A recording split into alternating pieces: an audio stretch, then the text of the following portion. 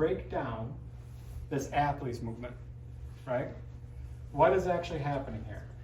So first, the arm reaching back behind me. We would call this shoulder flexion or extension. Right, shoulder flexion or extension. Flexion.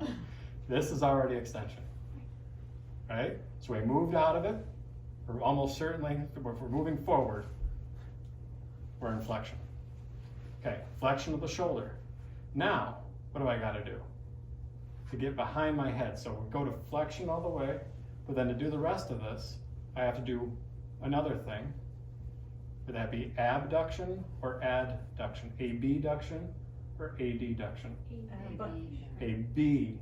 AB versus AD. Add is back to the midline, so add to. So I have to do flexion, abduction, and then is this external rotation or internal rotation? Right here. External, external. So to reach behind me and touch my back of my back is going to be flexion, abduction, external rotation. All right?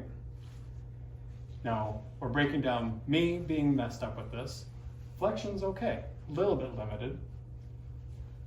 Adduction, abduction is limited. External rotation's fine. So what's my problem? It's my adductors are too tight. My rotators are okay. My flexors and extensors are okay. But what you'll see is this is messed up and you break it down. Okay? Now let's reverse it. It's gonna be easier. What's this? Hyperextension. Saying that to start. So we're at extension, we have to go into hyperextension. Then I'm gonna have to bring my arm closer to get behind me, so that's gonna be increased adduction. And then in order to touch, internal rotation. So that's why that test is used so much. It's because between the two, you can look here, and I can generally just say which arm is able to get further in either direction, right? Some people can touch their fingers. I cannot. But if we break one down to the other, just this arm, which one? Let's see which one I can get further back. Here, less, right? Less on my left, more on my right.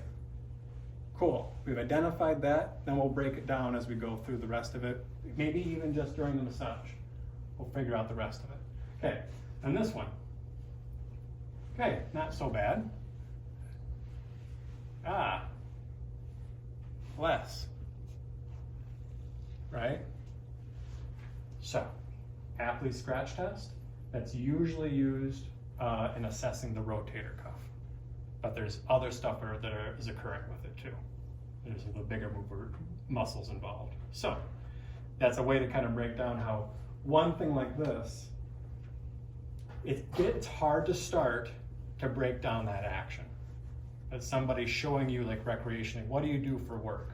Well, I'm stuck like this all the time. And I have to kind of start breaking down and figuring out what is that. I'm here, abduction, internal rotation. So those are going to be short, so I can help a person return to more symmetry.